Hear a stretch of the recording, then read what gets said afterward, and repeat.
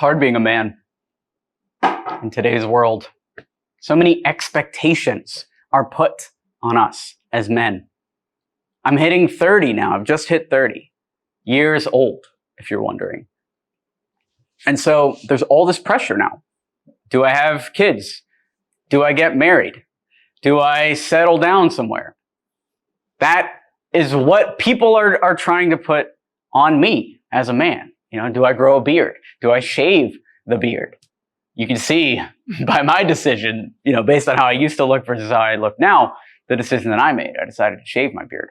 But in today's video, I want to talk about those societal expectations of being a man and how this might affect your mental health, how it might lead to depression, and how you can get through all of that stuff and live a pretty good life.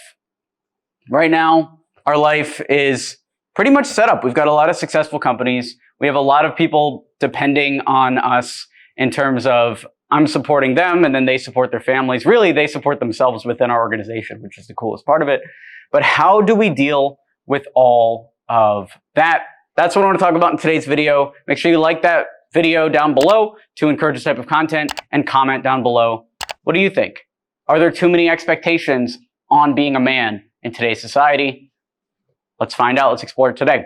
When I think of being a man in today's society, the first image that pops into my head is the Liver King. Have you guys seen this Liver King guy on Instagram? So he runs around, he only eats raw liver, and he's so muscular, he's so tan, and he's hunting, and he's living like a caveman, and he's got this giant beard, and did I mention he's so muscular?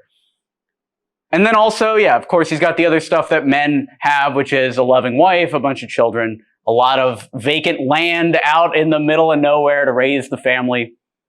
Is that what being a man is? Because that's what I imagine. When I think manliness, that's what I imagine. And I could also imagine a lot of people would look around their lives and they see, oh, they don't have the kids. They don't have the wife. They don't have the beard or the insatiable hunger for liver. And they might get a little bummed out, like, why is liver so disgusting? That's what I think about. So how do you get over that? Or how do you deal with that? Let's talk about it.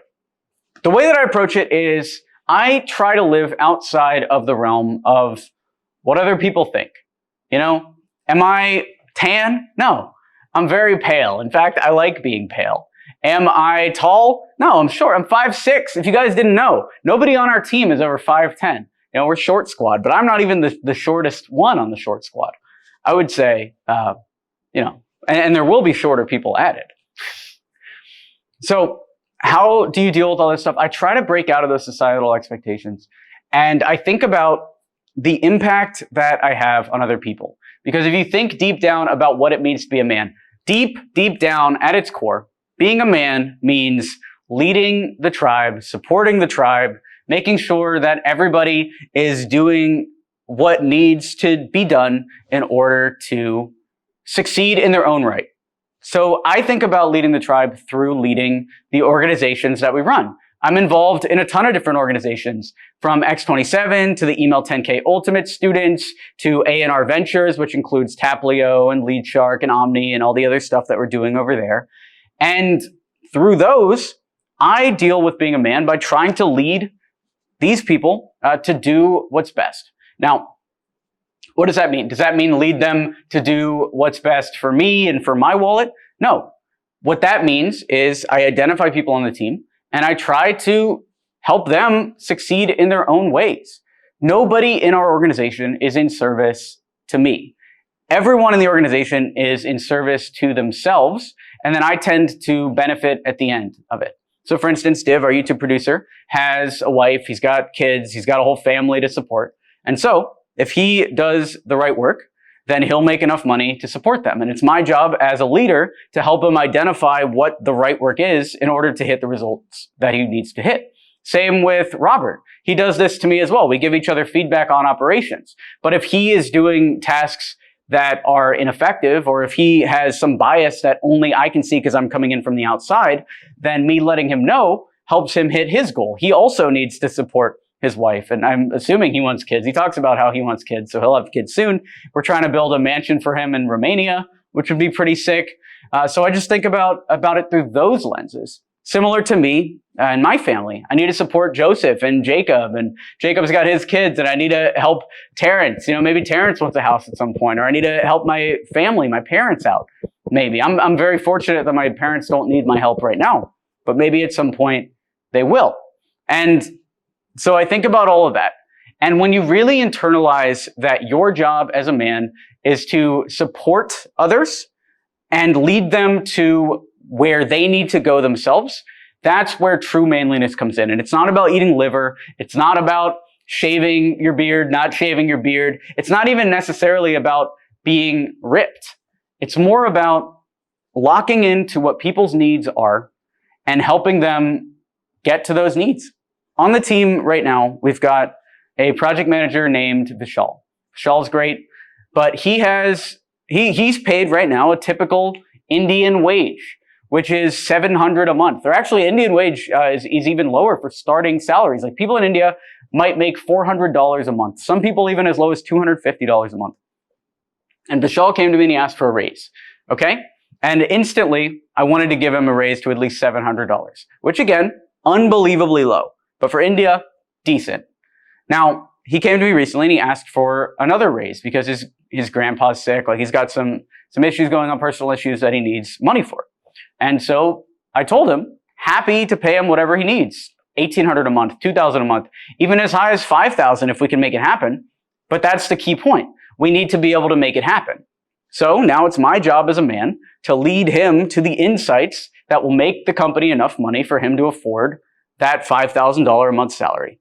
Because as an employee, it's very important that you're seen not as an expense, but as a revenue generating piece of the business. Because if you can be seen as somebody that generates revenue way more than they cost, then you'll always have job security. You'll always be there. Nobody will be questioning your worth ever. So that's very important to lead them there. And if you go in there as a man, you think about all that, then you really shouldn't have these issues. I tweeted this the other day. I feel like I am a lightning rod of money that powers this business full of all these people. I'm responsible for Robert being able to afford his house. I'm responsible for Div being able to take care of his family. And they're responsible as well. That's part of being a man from their end. They're responsible for themselves, but I am also responsible as the one who runs the organization. So if you think about that and you really internalize that, then your attitude, your beardedness, your height, your skin tone, whether you're tan or not, none of that will matter as long as you keep the heart of it in the right place. Keep your heart in the right place and you will be doing A-okay. Now, what about the mental struggles? Do I regret not having kids at 22? No, not for a second.